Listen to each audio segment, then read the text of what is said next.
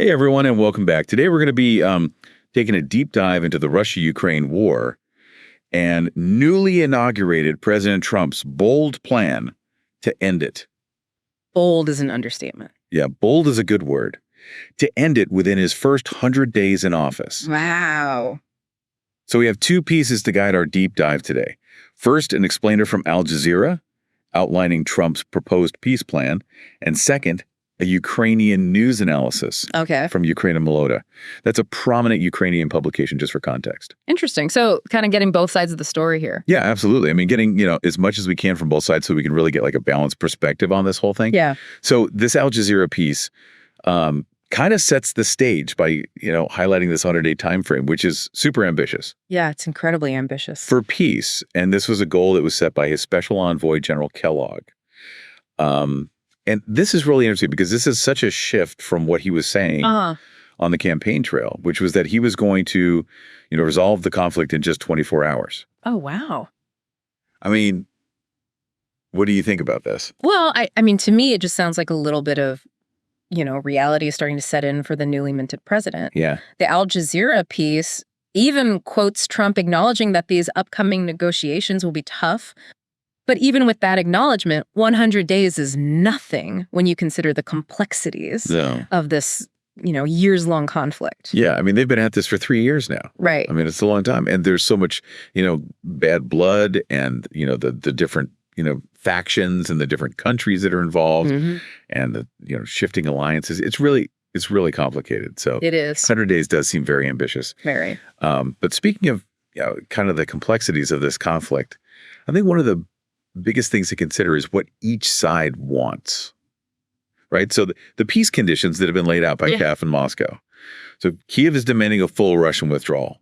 They want all the Russians out, and they also want immediate NATO membership. Whereas on the other hand, Moscow is saying, well, we want to keep all the territories that we've occupied, and we also want to bar Ukraine from ever joining NATO. I mean, how do you even begin to rectify these two positions? I mean, they're totally opposed, right? Totally. Like, there's no middle ground there, really.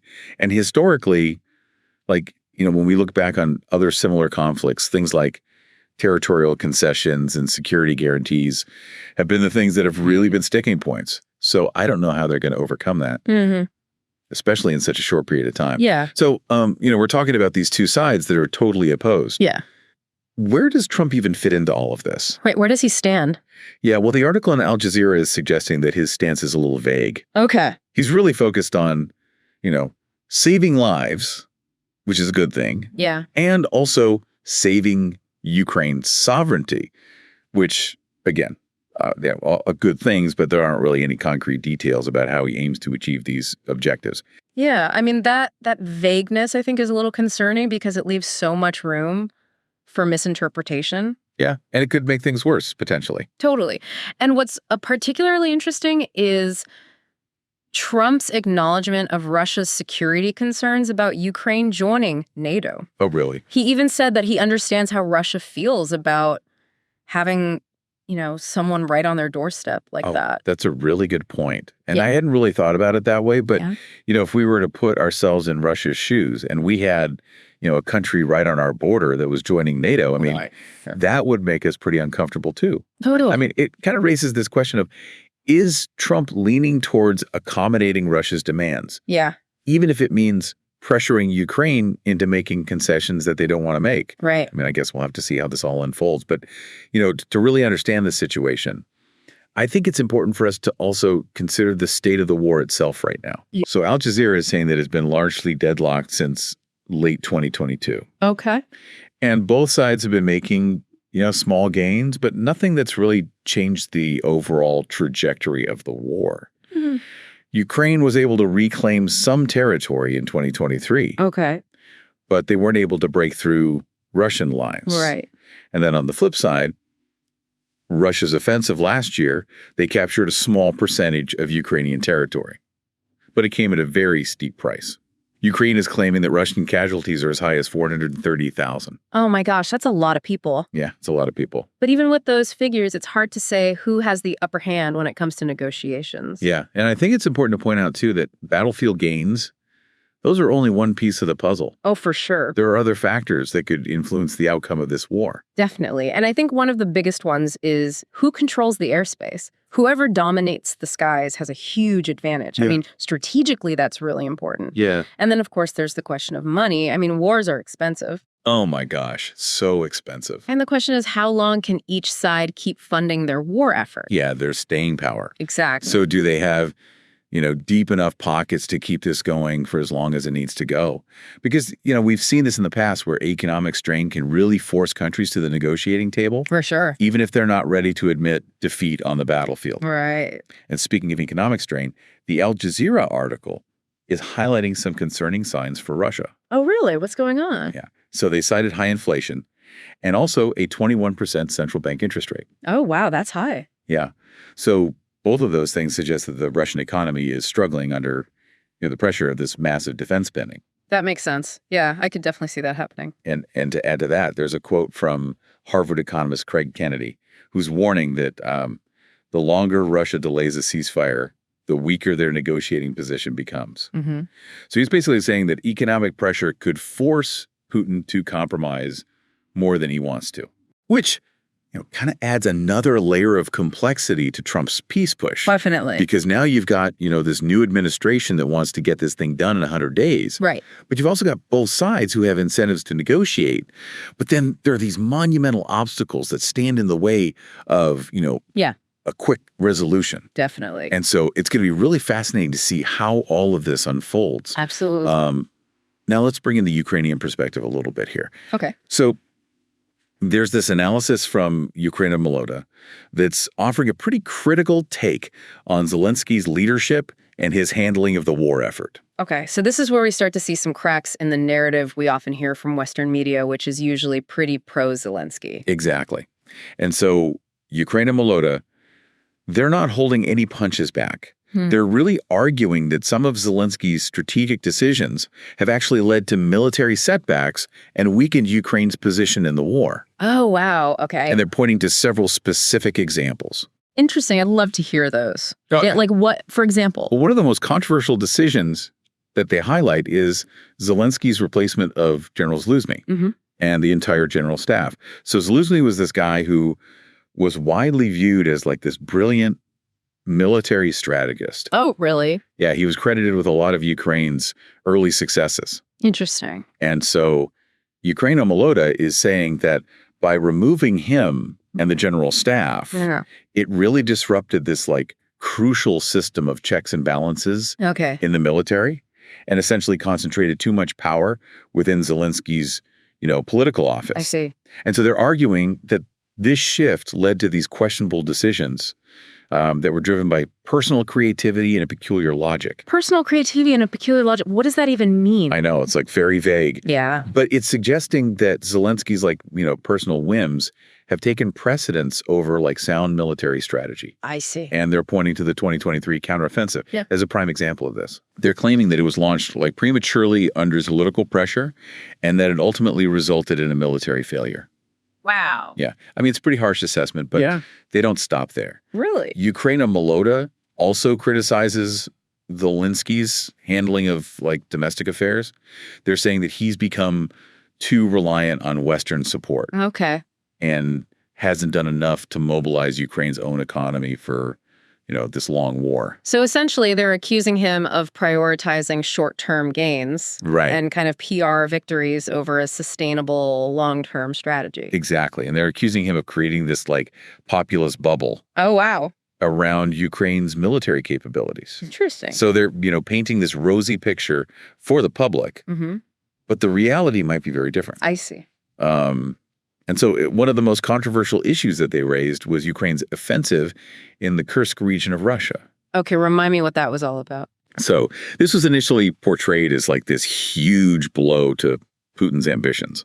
It was a sign that Ukraine could, take the fight to Russian soil, Okay. which was, a big deal. Yeah. But Ukraine Moloda is arguing that it came at a high cost. Oh, okay. They're saying that it diverted crucial resources away from defending Ukrainian territory Oh, I see. and that it resulted in significant casualties. So essentially, they're saying that it might have backfired. Yeah. Yeah. And they claimed that Russia effectively countered the offensive, and they were able to amass a large force in the region, Oh, wow. including North Korean troops, which now pose a direct threat to Ukraine's northern border. That's not good. No, not good at all.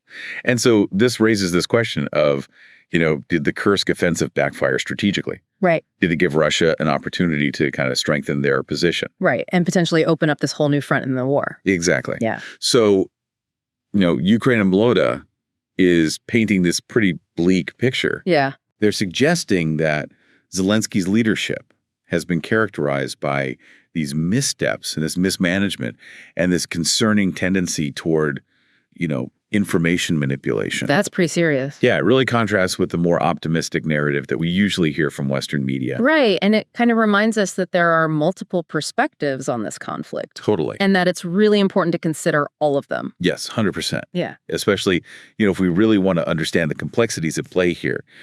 But, it's really easy to get caught up in all the politics and the strategies of war. But I think it's equally important for us to remember the human cost. Yes, absolutely. We're talking about millions of Ukrainians who have been displaced from their homes. Families have been torn apart. Countless lives lost. It's just heartbreaking to think about how much suffering this conflict has caused, the constant fear and uncertainty, the trauma of either witnessing these horrific events or experiencing them firsthand. Yeah. And we can't forget about the physical destruction. Yeah. I mean, there are all of these reports about, the widespread damage to civilian infrastructure. Right. Like hospitals and schools and homes that have been just reduced to rubble. And not to mention the allegations of war crimes and atrocities committed against civilians. Yeah. I mean, the scale of this human tragedy is just incomprehensible. It really is. And, we have to remember, too, that the war's impact. Yeah. It extends far beyond Ukraine's borders. Absolutely. It's fueled this global energy crisis. Oh, yeah. Disrupted supply chains, contributed to rising food prices worldwide. Yeah, it's a real mess. Yeah, it really is. And it's a reminder that, this isn't just some regional conflict. Right. This is a global crisis. Yeah. And, we're going to feel the repercussions of this for years to come. So, with all that in mind, where do we go from here? We've got these different perspectives on the war, on Zelensky's leadership, on the prospects for a negotiated settlement. What do you think? What are the most likely scenarios for the war to end at this point? I mean, if we're being realistic, a decisive military victory for either side seems pretty unlikely at this point. Yeah. The conflict has basically become this war of attrition, much like, the trench warfare of World War I. Both sides are digging in, they're bleeding resources, and there's really no clear path to victory for either of them. So if a clear-cut victory is off the table, what are the alternative? Well, one possibility, of course, is a negotiated settlement. Okay. Which will probably involve some pretty painful concessions from both sides. Yeah. It might involve some territorial adjustments, security guarantees for Ukraine, maybe a neutral status to keep them out of NATO. But, I mean, that would require a lot of trust and a lot of goodwill. A ton. Which doesn't seem to exist right now. Not at all.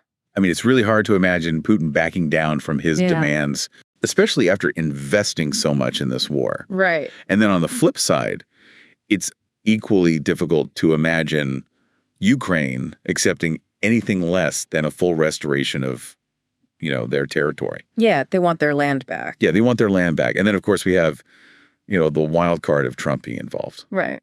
I mean, he's so unpredictable. Yeah. And, he said some things in the past that suggest he might be willing to appease Putin. So it's hard to know what role he'll play in all of this. Definitely. He's definitely, brought a lot of uncertainty into this already volatile situation. Totally. So, another possibility is that we see this prolonged stalemate. Like a frozen conflict. Yeah, like a frozen conflict that drags on for years and years. And we see these sporadic outbreaks of violence. Right. But no real resolution. Yeah, we've seen that pattern in other post-Soviet conflicts like Transnistria. Oh, yeah, that's a good point. Where there was this ceasefire, but it didn't really resolve any of the underlying issues. And that kind of scenario would be just devastating for Ukraine. Absolutely. I mean, it would keep them in this constant state of insecurity and prevent them from really, rebuilding and developing their economy. Yeah, and integrating with the West.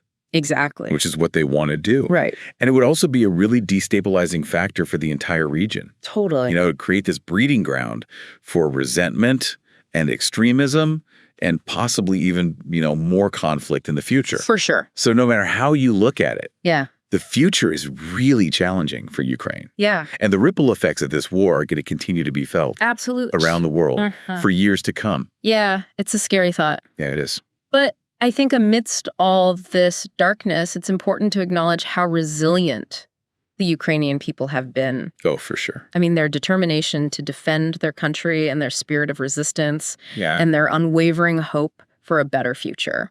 It's really inspiring. It is. It's really inspiring. Well, I think this is a good place for us to stop for today. Okay. We covered a lot of ground, but it's clear that this story is far from over. Yeah. I mean, this conflict is going to continue to demand our attention and, our empathy. For sure. And for our listeners out there, we really encourage you to keep learning about this. Yeah. Keep asking questions. Yeah. Keep engaging with this issue because it's a really complex issue, but it's also a really crucial issue. Absolutely. And I think that, understanding this conflict, understanding its causes, understanding the potential consequences is really essential. Totally. If we want to build a more peaceful and just world. So thanks for joining us. Yeah, thank you. On this deep dive, everyone, and we will see you next time. We've been talking a lot about, the potential scenarios for the war to end, like a negotiated settlement or this prolonged stalemate.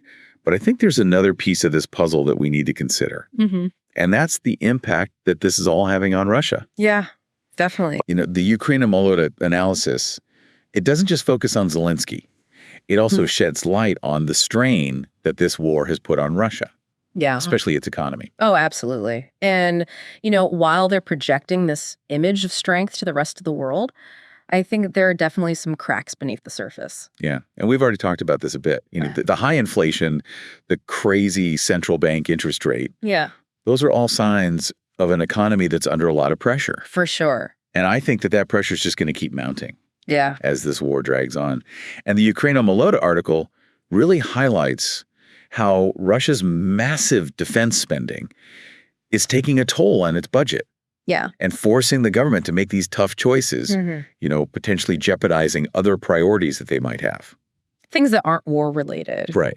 And then you add on top of that all of the sanctions that the West has imposed. Right. Targeting their key industries and their financial institutions. I mean, that's a huge factor. Those sanctions are having a real impact. And they're limiting Russia's access to global markets, to technology. And even though, Russia's trying to downplay the effects of the sanctions, the reality is that they're having an impact. Yeah. It's slowing their economy. It's limiting their growth potential. Yeah. It's really squeezing their citizens. Totally. And, what's interesting is that Ukraine Moloda also touches on the domestic political situation in Russia. Yeah, I was going to say, we haven't really talked about that. And while Putin might still have like a pretty firm grip on power, there are definitely some signs that there's some dissent and unease growing among the population. Which makes sense. I mean, the war has real consequences for everyday Russians. Absolutely. And, they're the ones who are feeling the effects of the economic downturn. Yeah. And they're the ones who are, losing loved ones in this conflict. Right. So it's really no surprise that there's some pushback happening. Totally. And, that internal pressure could become a factor for Putin. Oh, for sure. Especially if the costs of this war keep going up and there's no end in sight. Yeah, he might not be able to maintain that public support forever. Yeah, the people might turn on him. Exactly. And so that's something that I think, looms over this whole conflict. Definitely. And it really underscores how interconnected all of this is. The politics, the economics, the social dimensions. Absolutely. They're all tied together. Yeah. So, Linda, as we kind of wrap up this deep dive, okay, what would you say are the key takeaways for our listeners? I think the biggest takeaway is that this is a very complex situation. Oh, for sure. There are just so many moving pieces and competing interests that it's impossible to say with any certainty what's going to happen next. Absolutely. And I think it's also really important to remember that there are multiple perspectives on this conflict. Yeah. We've heard from sources like Al Jazeera, which is giving us that Western perspective. Yeah. And then we also have Ukraine Moloda, which is giving us that Ukrainian perspective. Right. And while they might disagree on Zelenskyy's leadership or, whether or not he's making the right calls, they both agree that the human cost of this war is enormous. Right. And that's what we can't lose sight of. Yeah. The millions displaced, the lives lost, the families torn apart. That's the real tragedy here. Absolutely. And so for our listeners, we encourage you to keep learning about this. Yeah. Keep asking questions. Stay engaged, because this is something that's going to affect all of us. Absolutely. And it's important to stay informed. Yes. So you can make your own decisions about what you believe. Exactly. And, ultimately, the path to peace, it starts with understanding. 100%. So thank you for joining us on this deep dive. Yeah. Thank you, everyone, for listening. And we'll see you next time.